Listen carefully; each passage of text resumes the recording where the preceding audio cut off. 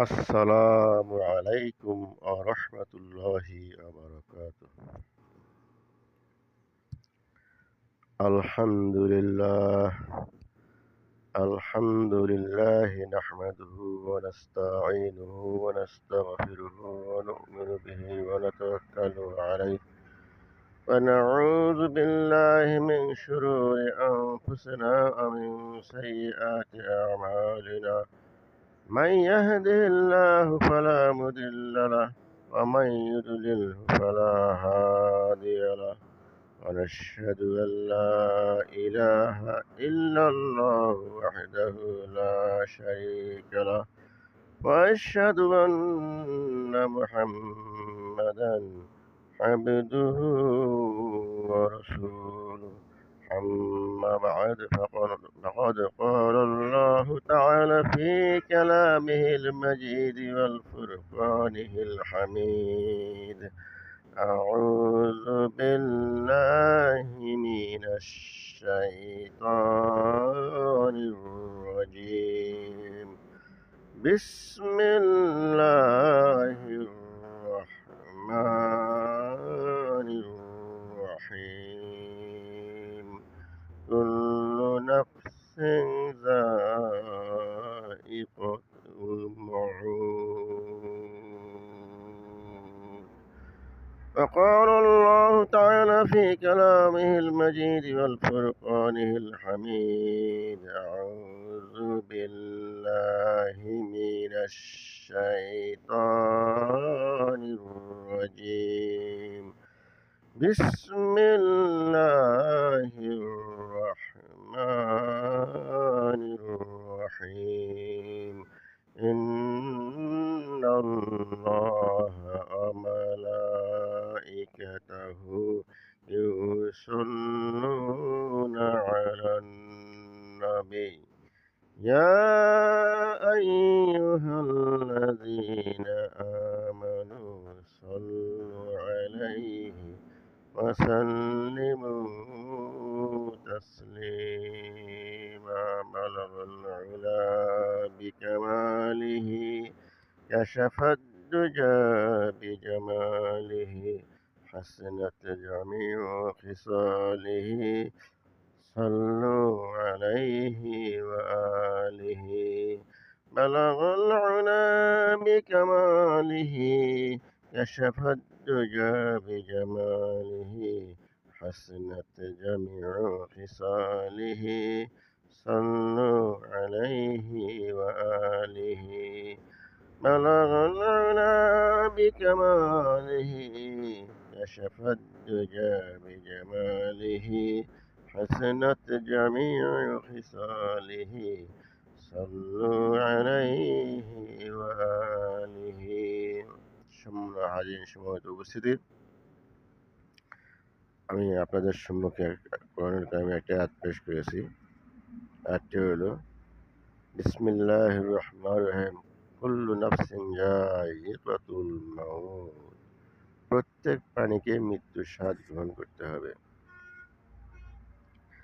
আমরা যারা মানব জাতি যারা আছি, আমরা যখন জীবিত বসে থাকি তখন আমরা আল্লাহকে মানি না, রসুল নবীকে মানি না, দিনকে মানি না, কোরআনকে মানি না,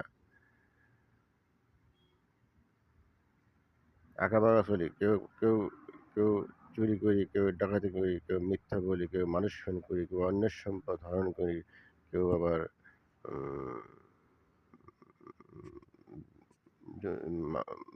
বিভিন্ন রকমের আন্তর্জাতিক ক্রিমিনালের সাথে জড়িত, দেশ বিরুদ্ধে কাজ করি, আল্লাহ বিরুদ্ধে কাজ করি। তো এগুলো সব কিছুই আমরা করি সোজা হয়ে কখন? যখন আমরা ইন্তেকাল করি, যখন মরি মরি আমরা মরি আমরা এমন সোজা হই, এই সোজার আর শেষ নেই। মরলে পরে আমাদের আর চুরি, ডাকাতি, ছিনতাই, অন্যের সম্পদ হরণ, মানুষ খুন, গুম, মারামারি, রাহাজানি, আন্তর্জাতিক স্মাগলিং, এই সকল অপরাধ আর আমাদের করার প্রবণতা থাকে না। আমরা একেবারে অসহায়ের মতো সোজা হয়ে, সাপ যেমন মরে সোজা হয়ে থাকে, ঠিক মানুষও ঠিক মরে আমরা সোজা হয়ে থাকি। একটা বাঘ সে যতক্ষণ জীবিত থাকে সে তার অন্যান্য যারা জীবজন্তু আছে, হরিণ, গরু, মহিষ, ছাগল, ভেড়া, বনে এগুলো সে ইচ্ছা মতো আহার করে, কামড়ে ধরে। ঠিক একটা সিংহ তাই, যখন সে জীবিত থাকে সে রাজত্ব করে, যাকে পায় তাকে সে দাবার মারে, তাকে থাবা মারে, তাকে সে খেয়ে ফেলে। আর সাপও তাই, একটা সাপ যখন সে জীবিত থাকে তখন সে অন্য জীবজন্তুকে মারার জন্য, খাওয়ার জন্য, আহার করার জন্য সে সচেষ্ট থাকে। কিন্তু যখন সে মরে যায় তখন আর তার আঁকাবাঁকা সেই দৌড়ানোর শক্তি থাকে না, তখন সে মরে একেবারে সোজা হয়ে থাকে। সেই মানুষও তাই, আমরা মানুষ যখন জীবিত বসে থাকি তখন আর আমাদের আর ওই রাজত্ব থাকে না। আল্লাহ বিরুদ্ধ, রসুল বিরুদ্ধ, কোরআন বিরুদ্ধ, হাদিস বিরুদ্ধ কার্যকলাপে আমরা বিরত থাকি। কিন্তু যখন মরে যাই তখন আমরা মরার মতো একেবারে সোজা হয়ে পড়ে থাকি। তখন আমরা প্রতিবেশীদের সাথে খারাপ ব্যবহার করি, গ্রামবাসীদের সাথে খারাপ ব্যবহার করি, সরকারি লোকদের সাথে খারাপ, যারা প্রশাসনের সাথে জড়িত তাদের সাথে খারাপ ব্যবহার করি। আমরা জেল জেলে যাই, হাজতে যাই, এই সকল অপরাধের সাথে আমরা জড়িত হয়ে যাই। যখন মরে যাই, মরে যাওয়ার পর তখন সেই সেই ভাই ব্রাদার, প্রতিবেশী, গ্রামবাসী, মহল্লাবাসী তাদের মুখের দিকে চেয়ে থাকি, কখন আমার সৎকার হবে, কখন এরা আমাকে দাফন দাফন করবে, নতুন কাপড় পরাবে, জানাজা করবে, তারপরে আমাকে আবার তারা কবরস্থ করবে। একটা গানের শিল্পী বলেছিল, আমারে সাজায়া দিও নৌশারো সাজন, আমারে সাজায়া দিও নৌশারো সাজন, হইলে পরে মাগো আমার বিয়ারো লগন, আমার সাজায়া দিও নৌশারো সাজন। এই নওশার সাজন মানুষ যখন মৃত্যুবরণ করে তখন তাকে যে শেষ বিদায় দিয়ে দেওয়া হয়, তখন তার সম্পর্ক হয়ে যায় আল্লাহর সাথে। আল্লাহর সাথে সম্পর্ক, কথা হবে, তার সাথে দেখা হবে। আল্লাহ প্রশ্ন করবে, মার রব্বুকা, মান দীনুকা, মান নবীকা, এই প্রশ্ন করবে। এই প্রশ্নের জবাব যদি আমরা সঠিকভাবে দিতে পারি তাহলে আমরা কবরখানাকে জান্নাতের সাথে সংযোগ করে দেওয়া হবে। আর যদি সেই প্রশ্নের জবাব সঠিকভাবে দিতে না পারি তাহলে কবরখানার সংযোগ হবে জাহান্নামের সাথে। জাহান্নামের সব দুঃখ, কষ্ট, বেদনা, যন্ত্রণা তাকে পেতে ভোগ করতে হবে। তো আমরা দুনিয়াতে এই যে আমরা দোয়া অনুষ্ঠান করি, মানুষ মরে গেলে আমরা সকলেই দোয়া অনুষ্ঠান করি। এই দোয়া অনুষ্ঠানে আমরা সকলকেই জানান দেই শেষ উপদেশ যাকে বলা হয়। একটা একটা মানুষ জীবনের শেষ, আর যে মানুষটা মরে গেল আর যে মানুষটা দোয়া করতে আসছে এখানে, যে একটা মানুষের সে যেন জান্নাতবাসী হয়, আল্লাহ তার সমস্ত গুনাহ মাফ করে দেন।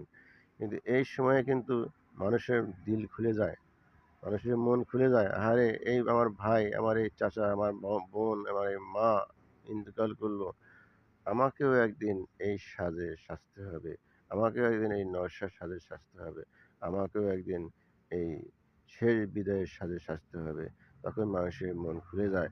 তখন আমরা উপদেশ দিই, মৃত্যুর ভয় দেখাই আমাদের সকলকে, যারা আলেম ওলামা যারা থাকেন, আল্লাহর ওলি যারা থাকেন, তারা উপদেশ দেন যারা আমরা একদিন এই দুনিয়ার থেকে শেষ বিদায় নিয়ে যাবো এই মৃত ব্যক্তির মতো।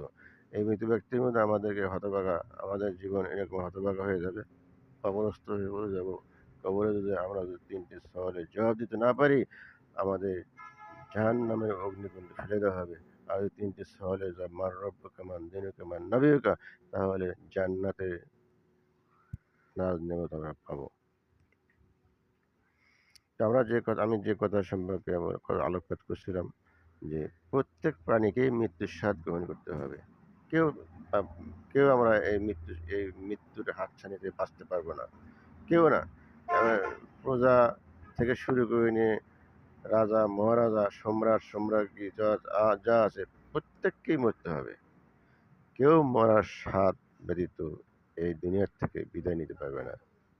তো আমরা যখন জীবিত থাকি, আমি যে বিষয়ে বলছিলাম, বাঘ একটা বাঘ যখন জীবিত থাকে তখন সে সব জীবজন্তুকে আহার করার জন্য সচেষ্ট থাকে। কিন্তু সে যখন মরে যায় তার উপর দিয়ে যদি ওই হরিণী, ছাগল, ভেড়া, গরু, মহিষ যদি তার উপর দিয়ে পাড়া দিয়েও যায়, যদি তার কিছু বলে না। সিংহ তাই, যখন সে অবৈধ যখন সে যখন সে অবৈধ বিশাল তার বিচরণ, যাকে খুশি তাকে সে আহার করে। কিন্তু যখন সে মরে যায় তার উপর দিয়ে পাড়া দিয়ে চলে যায় ভেড়া, ছাগল, গরু, মহিষ, তারপরে বিভিন্ন জীব, তারা আহারের যেসব জীবজন্তু, কিন্তু তাকে স্পর্শ করে না। জীবিত থাকলে যাকে পেরে তাকেই ছোবল মারতো, তাকেই থাবা মারতো। এখন আর মরে গেছে, সে আর কোনো কিছু করতে পারে না। সাপ যখন জীবিত ছিল তখন তার বিভিন্ন রকমের তার আহারের যে জীবজন্তু থাকে সেই ইচ্ছা মতো সে থাবা মারতো। কিন্তু সাপ যখন মরে যায় তখন আর সে আর আঁকাবাঁকা হয়ে কাউকে আক্রমণ করে না, একেবারে সোজা দড়ির মতো সোজা হয়ে মরে থাকে। মানুষও তাই, মানুষ যখন জীবিত থাকে বিভিন্ন রকম অপরাধ করে, মিথ্যা কথা বলে, চুরি করে, ডাকাতি করে, মানুষ খুন করে, অন্যের সম্পদ হরণ করে, মানুষের অধিকার থেকে মানুষকে বঞ্চিত করে, তার প্রাপ্য থেকে মানুষকে বঞ্চিত করে, এবং সে আন্তর্জাতিক স্মাগলিংয়ের সাথে জড়িত হয়, সরকারের বিরুদ্ধে কাজ করে, দেশের বিরুদ্ধে কাজ করে, আল্লাহর বিরুদ্ধে কাজ করে, কোরআন বিরুদ্ধে কাজ করে, দিন বিরুদ্ধে কাজ করে, রসুল বিরুদ্ধে কাজ করে। তো আমরা সোজা হয়ে যাই মরার পর, কিন্তু মরার আগে আমরা সোজা হই না। এই সোজাটা যদি আমরা একটু আগে হয়ে যাই তাহলে কেমন হবে?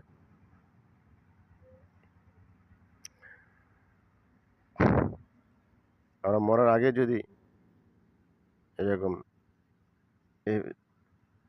বিসমিল্লাহির রহমানির রহিম ইহদিনাস সিরাতাল মুস্তাকিম সিরাতাল লাযিনা আন'আমতা আলাইহিম, হে আল্লাহ তুমি আমাকে সহজ সরল পথে পরিচালিত করো, তাদেরকে তুমি সহজ সরল পথে পরিচালিত করেছো। এই সহজ সরল পথটা যদি আমরা জীবিত থাকা অবস্থায় যদি ধরি, সহজ সরল পথে যদি চলি এবং অলিয়া আল্লাহ নবী রসুলদের পথে যদি আমরা চলি, তাহলে আমাদের জীবনটা কত সুন্দর হতো, কত না আমাদের আলোকময় হতো, কত আমাদের মঙ্গলময় হতো। কুল্লু নাফসিন যায়কাতুল মউত, প্রত্যেক প্রাণীকেই মৃত্যুর স্বাদ গ্রহণ করতে হবে। এই মরণের জন্য আমরা সোজা পথে চলি, মরণের থাবা থেকে বাঁচার জন্য আমরা সোজা পথে চলি, মরণের থাবা থেকে বাঁচার জন্য আমরা আল্লাহ আল্লাহ আল্লাহ রসুল আল্লাহ রসুল উলিয়া যে পথে চলছে সেই পথে আমরা চলি। তাহলে আমরা আমরা ইহজগৎ এবং পরজগতে আমরা ধন্য হব।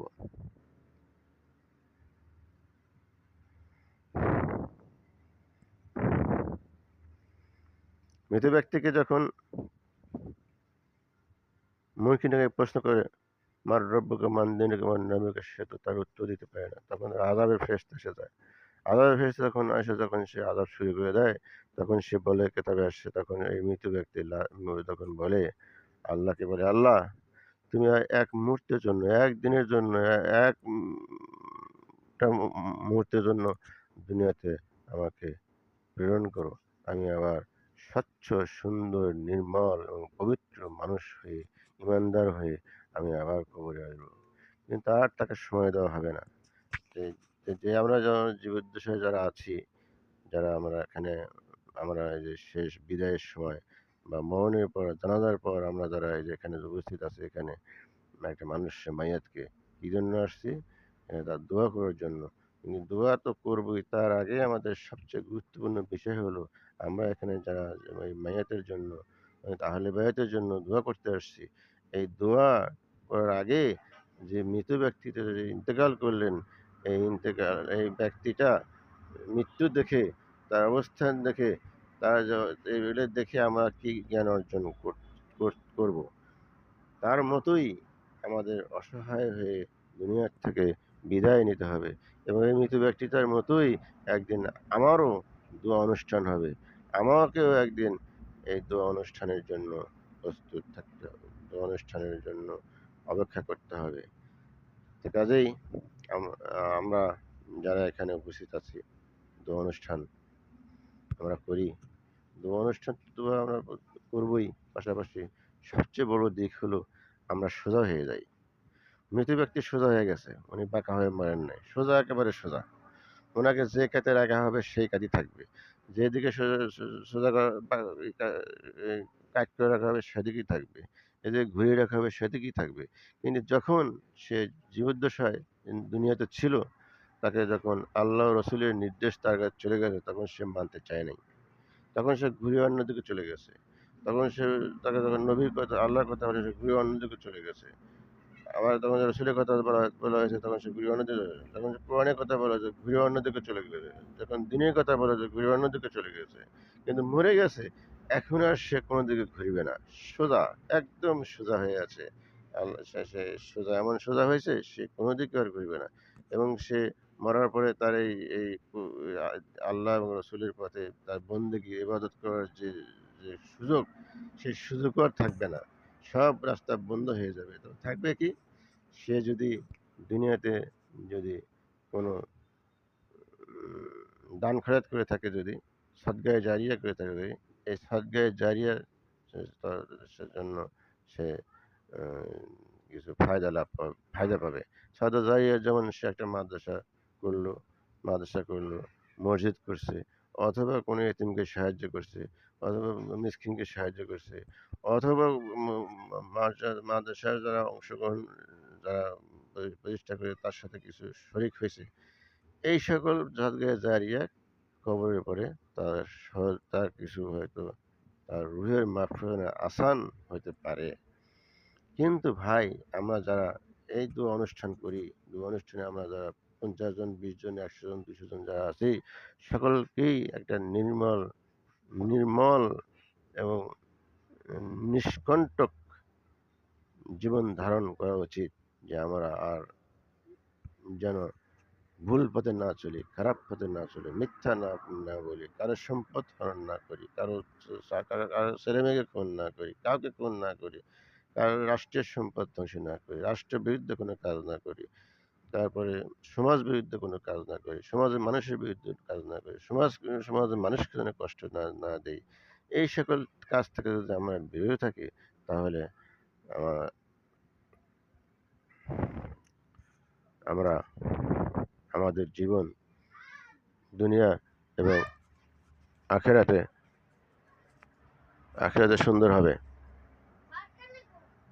দুনিয়া এবং আখেরাতে আমাদের জীবন আলোকময় হবে, সুন্দর হবে। কবরে আমরা আসান পাবো।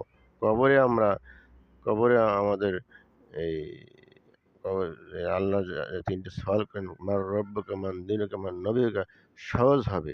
এই সওয়ালের জবাবটা আমরা সহজভাবে দিতে পারবো। আর যখনই আমরা সহজ জবাবটা দিতে পারবো, তখনই আমাদের কবরকে জান্নাতের সাথে সংযোগ করে দেওয়া হবে, বেহেশতের সাথে সংযোগ, বেহেশতের সমস্ত নাজ নেয়ামত আমাদের দেওয়া হবে কবরে। তো ভাই, দোস্ত, বুজুর্গ, কথা বললে তো অনেক বলা হয়। আমরা যেন এই দোয়া অনুষ্ঠানে এসে দোয়া অনুষ্ঠানে এসে যে মৃত ব্যক্তির জন্য দোয়া করি, যে মৃত ব্যক্তির জন্য প্রার্থনা করি, আল্লাহর কাছে ক্রন্দন করি, আল্লাহর কাছে করি, তখন তখন আমরা যেন সুন্দর নির্মল ওই মানুষটি, যে মৃত ব্যক্তি সোজা হয়ে গেছে যেরকম, ওই ইমানি হালতে যেমন আমরা সোজা হয়ে যাই, আল্লাহর কথা মানি, দিনের কথা মানি, কোরআনের কথা মানি, নবীদের কথা মানি, রসুলদের কথা মানি, ওলিয়াদের কথা মানি, এবং সেই পথে চলি। তো আলহামদুলিল্লাহ, অনেক কথা বলা হয়ে গেল। আল্লাহ তাআলা আমাদেরকে যেন দ্বীনের উপর অটল রাখেন, আল্লাহ রসুলের প্রতি অটল রাখেন। এবং এই আহ্বান করেই আমি আপনাদের সম্মুখ থেকে বিদায় নিচ্ছি। ওয়া আখির দাওয়ানা আনিল হামদুলিল্লাহি রাব্বিল আলামিন। আসসালামু আলাইকুম ওয়া রাহমাতুল্লাহি ওয়া বারাকাতুহু। আমরা যারা আছি, আমার সাথে সংযুক্ত আছি, তারা সবাই আমিন ভাই মোনাজাত করি। اللهم آمين. ربنا ظلمنا أنفسنا وإن لم تغفر لنا وترحمنا لنكونن من الخاسرين. ربنا آتنا في الدنيا حسنة وفي الآخرة حسنة وقنا عذاب النار. ربنا لا تزغ قلوبنا بعد إذ هديتنا وهب لنا من لدنك رحمة إنك أنت الوهاب. وقل رب ارحمهما كما ربياني صغيرا. وقل رب ارحمهما كما ربياني صغيرا. আল্লাহ রব্বুল আলামিন মেয়ে খোদা, পেয়ারে খোদা, মেহরবান খোদা, মোহাম্মদ দরবার শরীফ সিরাজুদ্দৌলা মাসিক মিলাদ জিকির মাহফিলে কোরআন থেকে কিছু কথা বলা হয়েছে, ওয়াজ মাহফিলে কিছু কথা বলা হয়েছে। আল্লাহ, তুমি এর মধ্যে যাকে ভুল ত্রুটি হয়ে থাকে, ভুল ত্রুটি তুমি নিজ গুণে ক্ষমা করে দিয়ে যাকে হারিয়ে দান করতে লক্ষ লক্ষ কোটি কোটি গুণ বৃদ্ধি করে কিছু অংশ সুদূর মদিনায় মোহাম্মদ মুস্তাফা সাল্লাল্লাহু আলাইহি ওয়াসাল্লামের রওজা বাবা আদম থেকে শুরু করে অদ্যাবধি নবী রাসূল সাহাবী তাবেঈন গাওয়াজ কুতুব হাজী গাজী শহীদ শুহাদা সিদ্দিকীন সালেহীন আমাদের প্রত্যেকের বাপ দাদা শ্বশুর শাশুড়ি ভাই ব্রাদার গ্রামবাসী মহল্লাবাসী বিশ্বে আনাচে কানাচে যত মোহনাত অন্ধকার প্রত্যেকের আল্লাহ, হায় আল্লাহ রব্বুল আলামিন আমাদের সাথে এই ওয়াজ মাহফিলে শরীক হয়েছে, তুমি সকলকে মাফ করে দাও। তার পিতা মাতাকে মাফ করো, ছেলেমেয়েদেরকে হায়াত করো, ছেলেমেয়েদের উচ্চশিক্ষা শিক্ষা দাও, স্কুল কলেজ মাদ্রাসা বিশ্ববিদ্যালয়ের ছাত্রছাত্রীদেরকে তুমি আল্লাহর ওলি বানিয়ে দাও। আল্লাহর ওলি বানিয়ে দাও। এই আমাদের মধ্যে আমাদের সমাজকে, আমাদের প্রতিটি মানুষকে এবং প্রতিটি মানুষকে তুমি দিনের উপর রজু রাখো এবং দিনের উপর আল্লাহর প্রতি রজু রাখো, রাসূলের প্রতি রজু রাখো, কোরআন ও হাদিস অনুযায়ী চলার তৌফিক দান করো। আল্লাহ গো, আমাদেরকে সঠিক জ্ঞান বুঝ দাও, আমাদেরকে সঠিক ইহদিনাস সিরাতাল মুস্তাকিম সহজ সরল পথে পরিচালিত করো। আমরা যেন মৃত্যুর পরে ধোঁকা না খাই। আমরা যেন মৃত্যুর পরে কবরে তিনটি সওয়ালের জবাব দিতে পারি, মান রাব্বুকা, মান দীনুকা, মান নবিয়্যুকা। এই তিনটি সওয়ালের জবাব দিতে পারি। আমাদের ঈমান আমরা যেন আমরা বলীয়ান হই, এই সুযোগ তুমি দান করো আল্লাহ। এই মানে শক্তি তুমি আমাদের দান করো আল্লাহ। আল্লাহ গো, মৃত্যুর পরে আমাদের সকলকে সকলের কবরগুলিকে জান্নাতের সাথে সংযোগ করে দাও আল্লাহ।